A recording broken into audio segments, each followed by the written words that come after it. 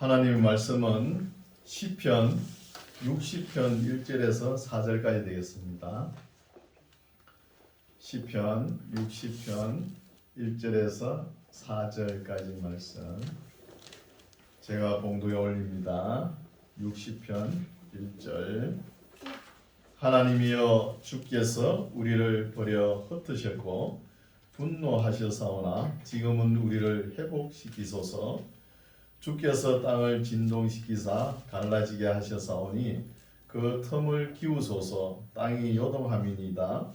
주께서 주의 백성에게 어려움을 보이시고 비척거리게 하는 포도주로 우리에게 마시우셨나이다. 주를 경외하는 자에게 길을 주시고 진리를 위하여 발게 하셨나이다. 아멘. 아멘. 할렐루야. 아멘. 네, 건강하셨죠? 네.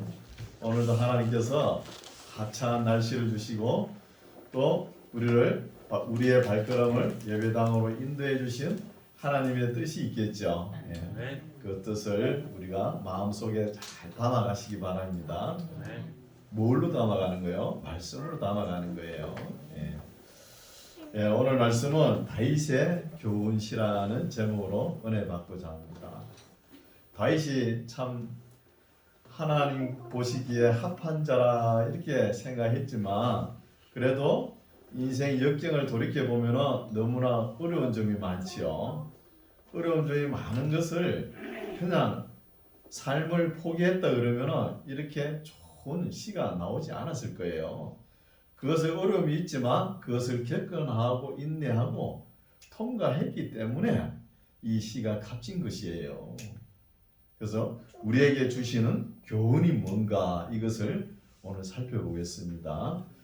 교훈시라 그러면은 우리가 이 시편을 읽고 우리 가슴 속에 우리의 선한 양심 속에 뭐가 남는 게 있어야 되겠죠.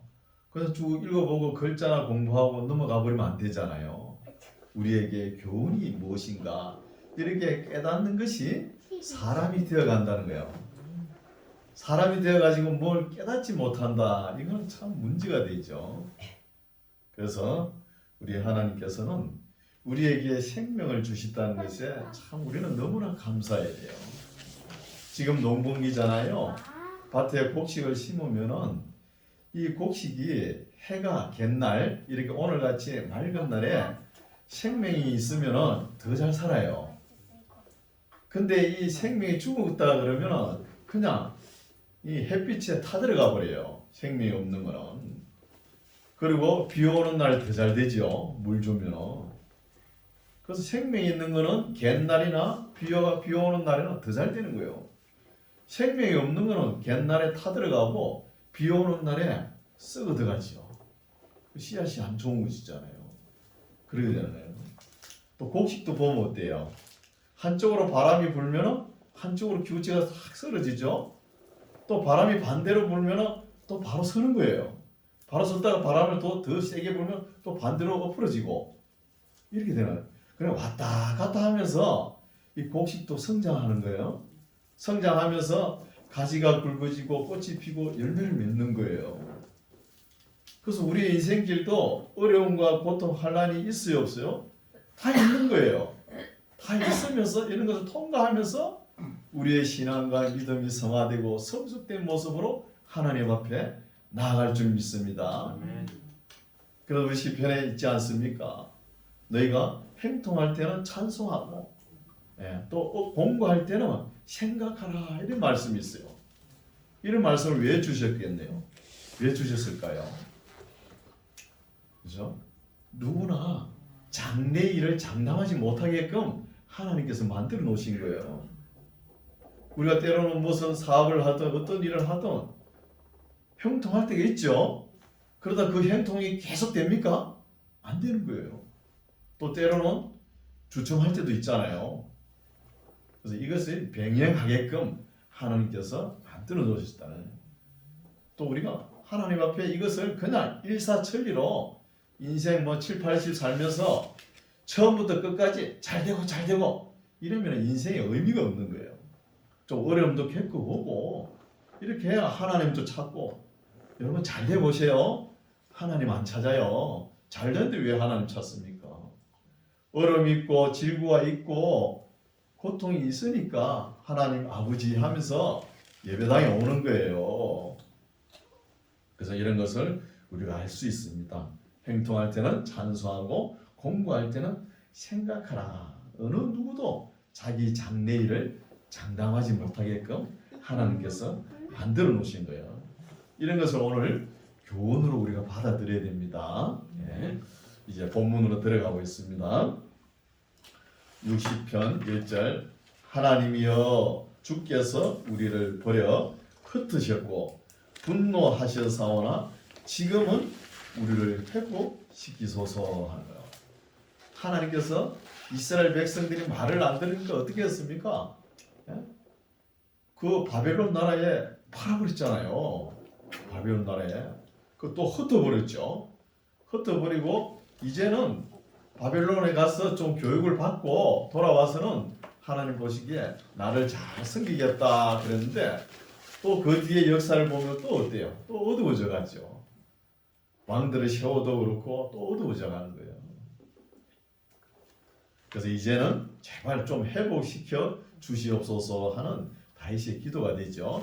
그게 비춰가지고 역사 속에 비춰가지고 자기 인생길도 나타내는 거예요. 다윗의 인생을 보면 2절 주께서 땅을 진동시키사 갈라지게 하셨사오니 그 틈을 기우소서 땅이 요동함이니이다. 이건 좀 번역이 좀 그렇죠. 땅을 진동시키사 갈라지게 한다는 것은 히브리어로 파함이라는 단어인데 이거는 찢어지게 했다는 찢어지게 땅이 진동하고 찢어졌다는 뜻이에요. 찢어지고 갈라지게 하셔사오니 그 틈을 또 기우소서. 뭐 기우소서 하면 우리가 옷을 바늘로 기우는 거지 이렇게 생각하지 않습니까? 그런 것이 아니고 이 기우소서는 라파라는 단어인데 치유하소서 이런 뜻이에요. 그러니까 이스라엘 백성들을 하나님께서 말을 안 들으니까 때로는 찢어 벌렸지만 이제는 지금은 이제 치유 좀 해주세요 이런 내용이죠. 기우소서 땅이 요동합니다 하는 거예요. 요동한다는 것도 흔들린다 이런 뜻이죠. 그래서 시편이 이렇게 어려운 거예요. 그 시대 문화를 정확하게 알 수가 없잖아요. 그 시대 사람들 읽으니까 알 수도 없고 그 문화를 또 우리 접해보지도 못했으니까 용어도 많이 다릅니다. 이게 번역에 내려오니까 정확한 걸 몰라요. 그럼 우리가 계속 읽어봐야 되는 거예요. 계속 읽으면은 우리의 선한 양심에 하나님께서 성령님께서 함께 하셔가지고 이 말씀을 이해하여 주실 줄 믿습니다. 네. 3절 주께서 주의 백성에게 어려움을 보이시고 비척거리게 하는 포도주로 우리에게 마시오셨나이다. 그랬죠. 이스라엘 백성들을 흩어버리고 비틀거리게끔 하나님께서 만드셨다는 것이요. 그래서 질곡 같은 다윗의 인생길을 통해서 하나님을 나타내는 거예요. 여러분 보석 진주가 왜 그렇게 값어치가 있습니까? 그 모래를 얼마나 먹었다 삼켰다 그 질고의 고통을 얼마나 겪었겠습니까? 겪고 난 뒤에 진주라는 보석을 생산하는 거잖아요. 그렇죠? 그런 것을 알 수 있죠. 그래서 우리가 볼적에 뭐가 편하게 하면은 뭐든지 잘 될 것 같지만 굳어버려요. 뭐 하나님께서 흔드셔요. 흔들어 놔야 하나님을 잘 섬기지 편하게 되면 화석화돼 버려. 다 굳어가지고 뭘 할 생각을 안 합니다. 그래서 너무 잘 되고 편안한 게 좋은 게 아니라는 거예요. 하나님을 섬길 때는. 그렇죠? 그래서 너무 편안하면 생각도 안 하고 모든 것이 인생길이 쏟아될 수 있는 거예요. 그래서 질곡 같은 인생을 통해서 진주 같은 이런 삶을 우리가 나타내야 되는 거예요. 어려운 고통을 통해 가지고. 5절 4절 주를 경외하는 자에게는 길을 주시고 깃발 여호와 라빠 깃발을 주시고 또 진리를 위하여 달게 하셨나이다. 진리를 깃발을 세우고 또 진리를 위해 보게끔 진리를 보게끔 이렇게 하나님을 잘 경외하는 사람들은 주변 사람들이 보겠죠. 5절 주의 사랑하시는 자를 건지시기 위하여 우리에게 응답하사 오른손으로 구원하소서. 하나님이 그 거룩하심으로 말씀하시되 내가 뛰놀리라 내가 세겜을 나누며 숫고 골짜기를 청량하리라. 그래도 뛰놀지라 하는 게 이렇게 번역을 했는데 좀 그렇죠. 번역이 이걸 다시 번역하면은 즐기리라 또는 기뻐하리라는 이런 뜻으로 번역하면 되겠죠. 기뻐하리라. 그래서 번역이 때로는 반역이라는 말도 있죠. 번역이 참 어려운 것이죠. 근데 우리나라에 여러 가지 성경 번역이 많죠. 그래도 우리가 지금 가지고 있는 이 한글 초창기 번역이 제일 낫습니다. 뭐 어떤 분은 킹 제임스 번역이 최고라 그러고 뭐 그래서 하는데 안 맞아요. 그것도 보면은 엄밀하게 보면은 또 쉬운 번역, 쉬운 성경 다 읽어봐도 뭐가 안 맞아요. 쉽게는 뭐 이해는 할 수는 있지만 깊이가 없는 거예요. 깊이가. 7절 길랏이 내 것이요 므낫세도 내 것이며 에브라임은 내 머리의 보호자요 유다는 나의 홀이라는 거예요. 이거는 무슨 말씀을 하냐면은 길랏은 요단 동편의 두 지파 반이 차지했죠. 여러분 이 성경은 제일 먼저 기본서가 율법서예요. 율법서가 뭐죠? 창세기, 출애굽기, 레위기, 민수기, 신명기요. 이 기본이 딱 틀이 잡혀야 되는 거예요.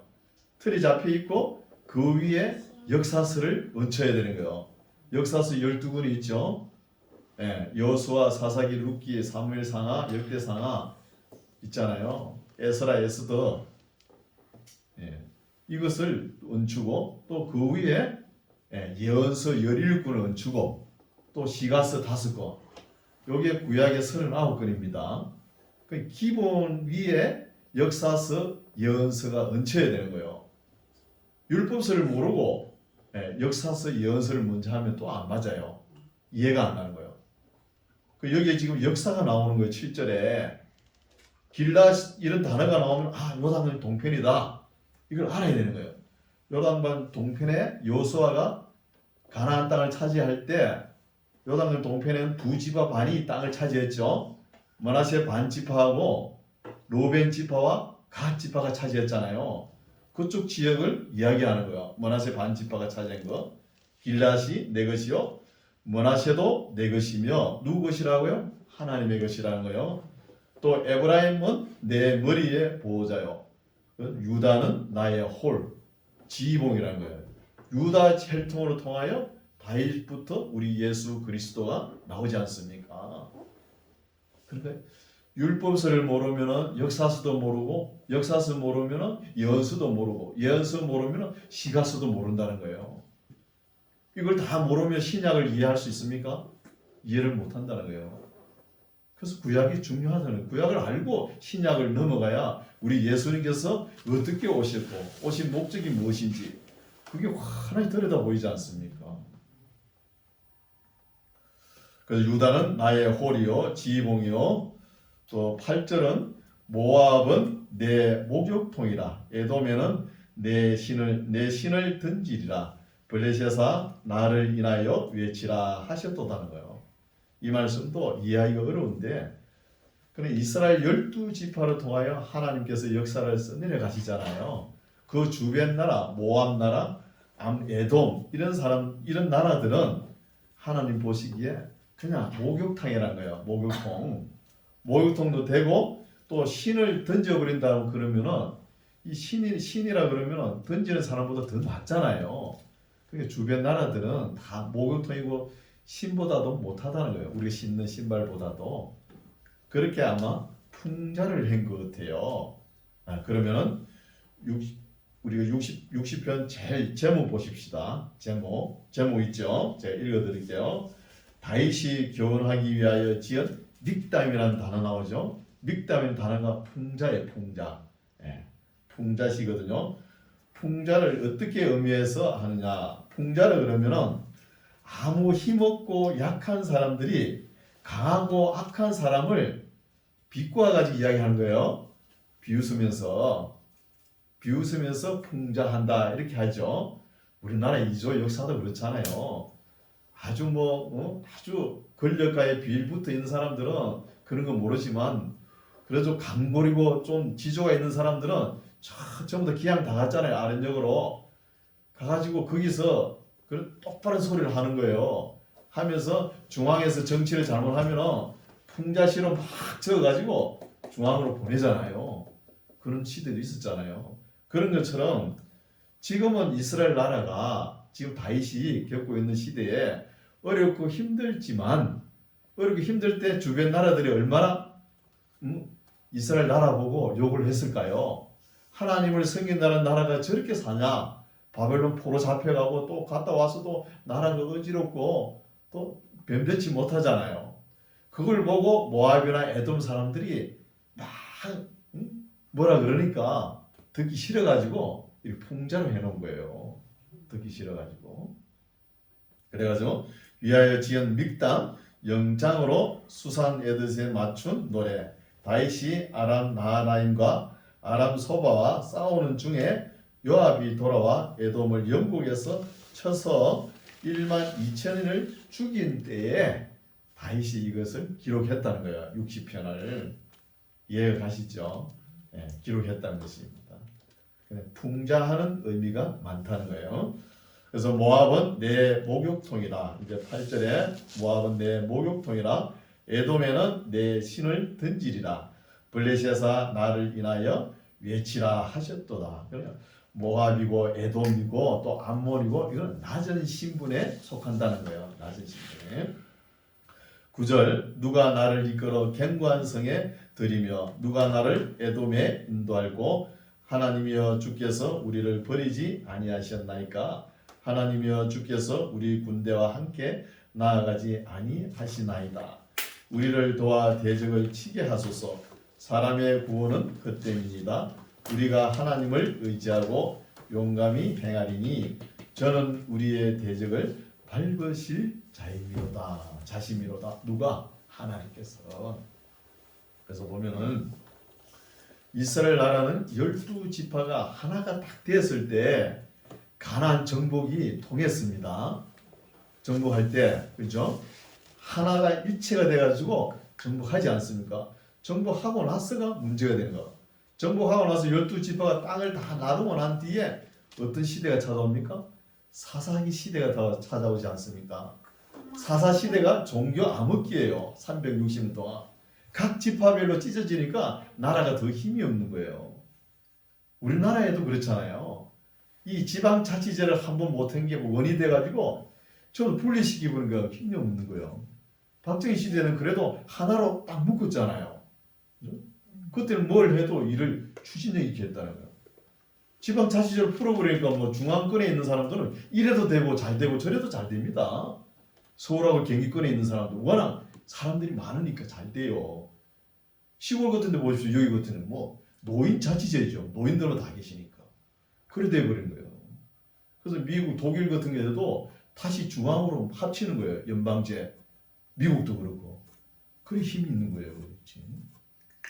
그래서 자꾸 이래 분파되어 버리면 안 된다는 거예요. 중앙 집권으로 해가지고 이렇게 회복시켰으면 좋겠다 하는 다윗의 마음이 있는 거예요. 시 속에. 그래서 그러면서 주변 사람들이 욕하던 주변 나라 모압, 암몬, 블레셋, 에돔 이런 나라들을 다 풍자해가지고 저 사람들은 우리보다 낮은 신분에 있는 사람이다 이렇게 풍자하는 거예요. 그러면은 60편 이해가 될 겁니다. 61편으로 넘어갑시다. 61편 1절 하나님이여 나의 부르짖음을 들으시며 내 기도에 유의하소서. 내 마음이 눌릴 때에 땅끝에서부터 주께 부르짖어오리니 나보다 높은 바위에 나를 인도하소서. 저는 나의 피난처시요 원수를 피하는 견고한 망대 시민이다.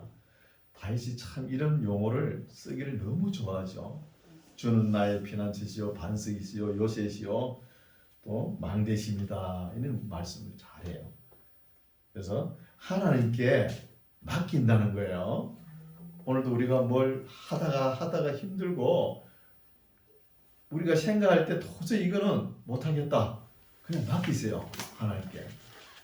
하나님께 맡기자 이런 용어가 사라져가는 것 같아요. 우리나라 기독교 200년 역사가 안 됐거든요. 그런데 점점 이런 용어가 없어져 버려요. 왜? 오늘날은 이 돈으로 해결하니까 다 돼버리니까 하나님께 맡길 수 없다. 우리가 다 해야 된다. 이래 나와버리는 거예요. 그건 사람의 생각입니다. 하나님은 또 그렇게 안 봐요. 해보다가 안 되면은 하나님께 맡깁시다. 사람 너무 의지하지 마세요. 사람을 의지하지 않고 주는 나의 피난처시요 원수를 피하는 견고한 망대심이다. 4절 내가 영원히 주의 장막에 거하며 내가 주의 날개 밑에 피하리다. 주의 날개 밑에 영원히 또 여호와의 집에 영원히 거하고 싶다. 이런 용어도 많이 쓰죠. 5절 하나님이여 내 소원을 들으시고 주의 이름을 경외하는 자의 얻을 기업을 내게 주셨나이다. 주께서 왕으로 장수케 하사 그 나이 여러 대에 미치게 하시리이다. 저가 영원히 하나님 앞에 거하리니 인자와 진리를 예비하사 저를 보호하소서. 그리하시면 내가 주의 이름을 영원히 찬양하며 매일 나의 소원을 이행하리다. 어려울 때 다윗이 부른 노래가 아닌가, 시가 아닌가 이렇게 볼 수 있죠. 62편 제목 보십시오. 다윗의 시 영장으로 여두둔의 법칙을 의지하여 한 노래 이래 나오죠. 여두둔 하면은 해만과 에단과 아삽처럼 지혜자입니다. 성견자 지혜자라고 이야기하죠. 그래서 여두둔은 이 성가대 대장 중 한 명이에요. 그때 그 당시에 아삽도 그렇죠. 해만도 그렇죠. 성가대 대장 중 한 명입니다. 그래서 여두둔의 법칙이라는 그 음악을 노래를 할 때 그런 법칙이 있는가 봐요. 뭐 곡에 따라 부르다든지 뭐 가사가 뭐 조금 특이하다든지 뭐가 있는가 봐요. 그런 곡이 지금까지 남아 있으면은 우리가 하나님께 찬양을 올릴 때 이런 곡에 맞춰가 불렀으면 얼마나 좋았을까요? 그럼 하나님 기뻐하실 거 아닙니까? 이거 뭐 없어져 버렸으니 뭐 알 수가 없는 거예요. 62편 1절 나의 영혼이 잠잠히 하나님만 바라며 나의 구원이 그에게서 나는도다. 오직 저만 나의 반석이시요 나의 구원이시요 나의 산성이시니 내가 크게 요동치 아니하리로다. 넘어지는 담과 흔들리는 울타리 같은 사람을 죽이려고 너희가 일제히 박격하기를 언제까지 하려느냐. 저희가 그를 그 높은 위에서 떨어뜨리기만 깨하고 그 짓을 절개하니 입으로는 축복이요 속으로는 저주로다 하는 거예요. 이렇게 다윗이 말하는 대상이 이렇게 고약한 사람이 있다는 거예요. 입으로는 뭐 축복을 외치지만 속으로는 뭐 저주를 외치는 사람들이 있죠. 오늘날도 그렇습니다. 사람이 그 모습을 봐가지고 몰라요. 속을 어떻게 압니까? 네? 뭐 물길 속은 알아도 사람 속은 모른다 이런 말도 있지 않습니까? 몰라요. 사람을 정확하게 알라 그러면 그 사람과 직교를 좀 해봐야 아는 것이죠. 5절 나의 영혼아 잠잠히 하나님만 바라라. 대저 나의 소망이 저로 쫓아나는도다. 다윗이 주변 대상들은 다 고약한 사람이고 악인들이지만 다윗을 해치려고 하는 사람이지만 그러나 다윗은 자기 믿음을 추스린다는 거예요. 그래도 그 와중에도 자기 영혼을 추시는 것이죠. 사람을 의지하지 않고. 여러분 사람을 의지하면은 반드시 대가성을 원합니다. 오늘날 그렇잖아요. 정치인들 뭐 뇌물 받으면 뭐 대가성이 없었다 이러잖아요. 꼭 뇌물 주면 대가성. 내가 이렇게 give and take, 그죠? 내가 이렇게 줬으니까 너도 이렇게 달라. 예. 물질을 주면은 항상 대가성이 따릅니다. 그래서 사람을 의지하지 말라는 거예요. 사람을. 6절 오직 저만 나의 반석이시요 나의 구원이시요 나의 산성이시니 내가 요동치 아니하리로다. 2절에도 나왔죠. 이 말씀이 똑같이 나오는 거예요. 후렴처럼. 오직 저만 하나님만 나의 반석이시요 나의 구원이시요 나의 산성이시니 내가 요동치 아니하리로다. 나의 구원과 영광이 하나님께 있으며 내 힘의 반석과 피난처도 하나님께 있도다. 백성들아 시시때때로 저를 의지하고, 누구를? 하나님을 의지하고 그 앞에 마음을 토하라.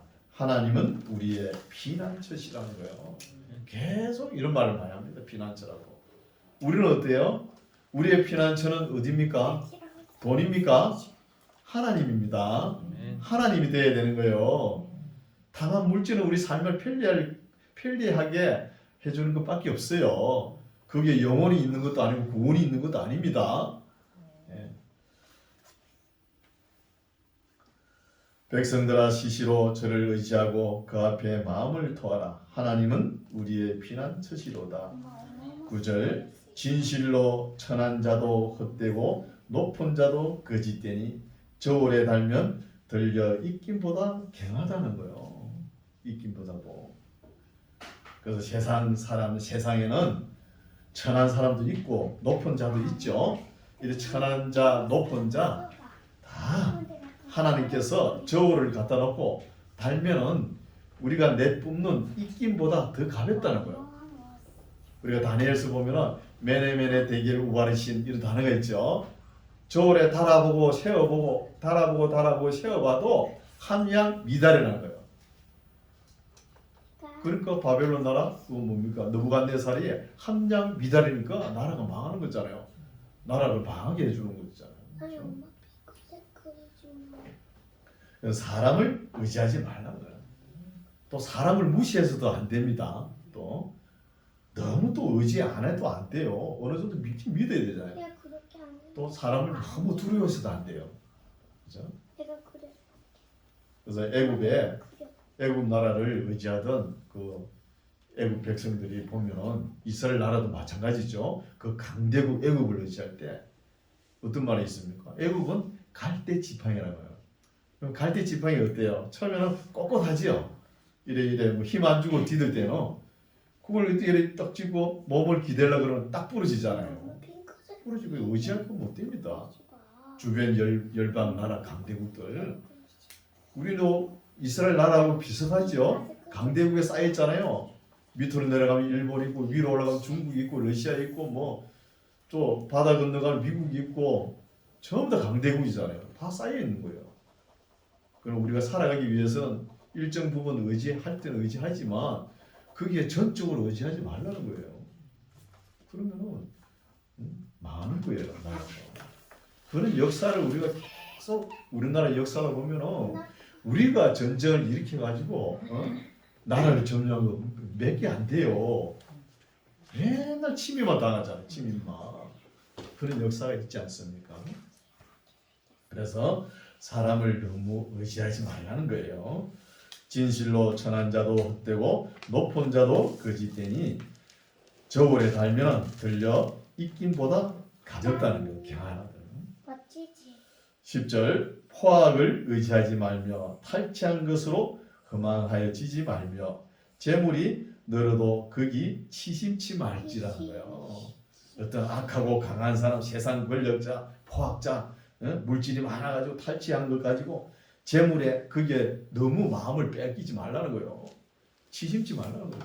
그거는 다 하나님께서 한번 훅 불어버리면 다 날아가요. 다 날아가 버린다.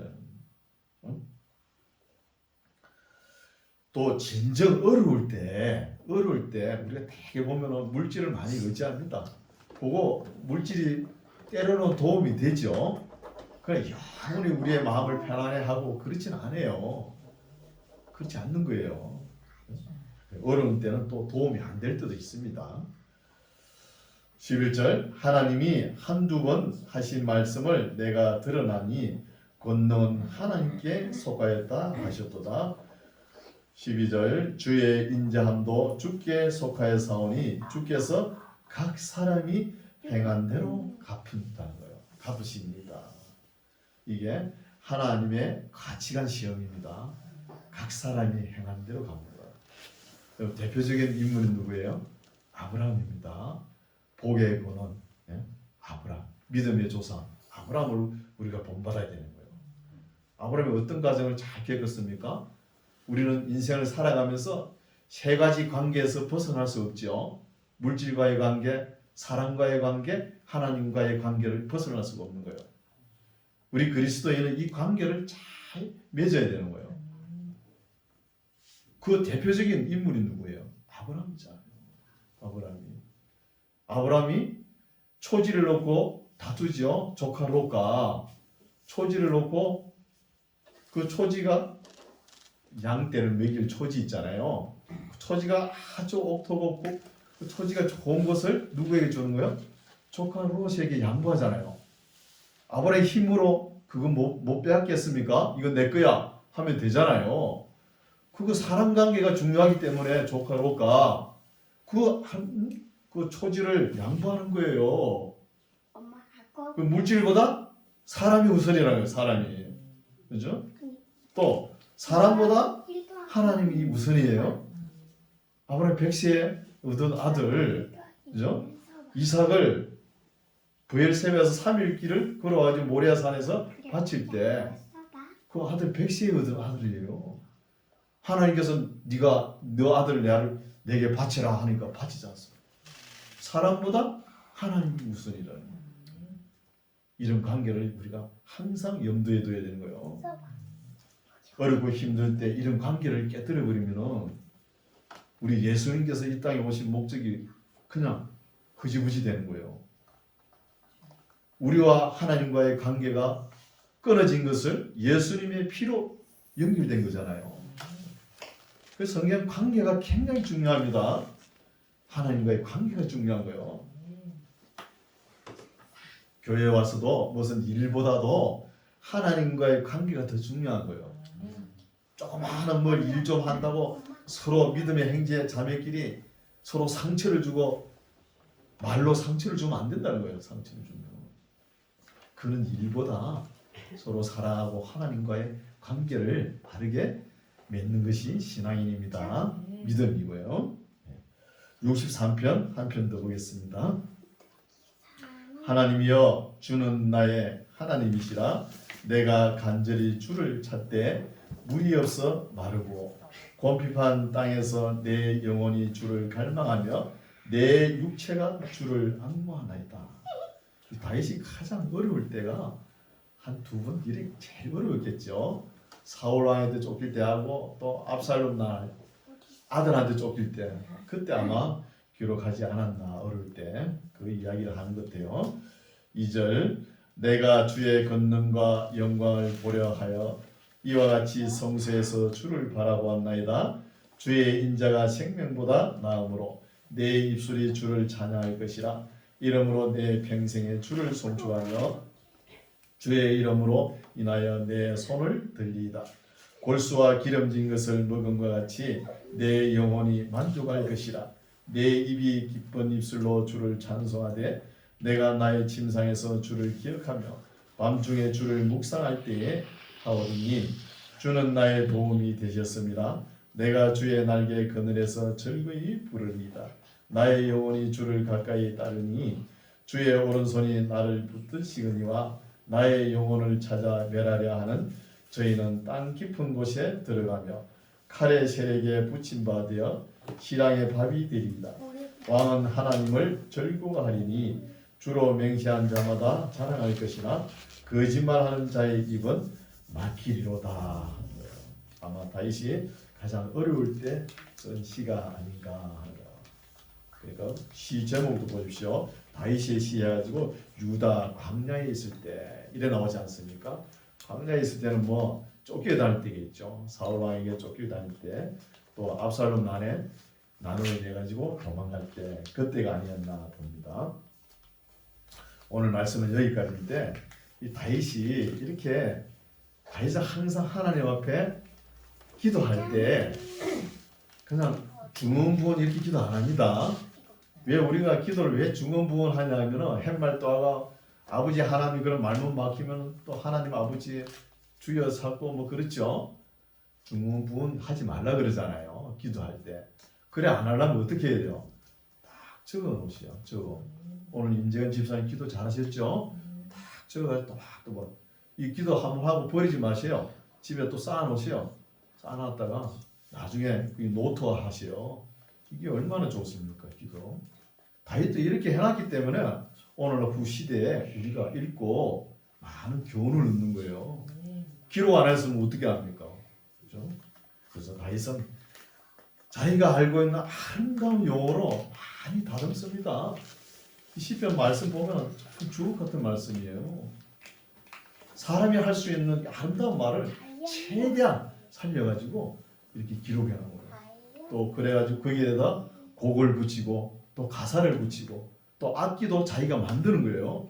만들어가지고 또 지휘도 해요. 자기가 다 하는 거예요. 비파 수금으로 찬양할지어다 하면서 이렇게 정성을 보이는 거예요. 정성을 이렇게 보이니까 이렇게 나오지 않습니까? 훌륭한 기도문이. 그래서 여기도 보면은 여두둔의 법칙에 맞춰가지고 이래 찬송을 부르든지 이 기도시로 올리면은 참 좋을 텐데 그런 법칙이 모르니까 그게 조금 아쉽죠.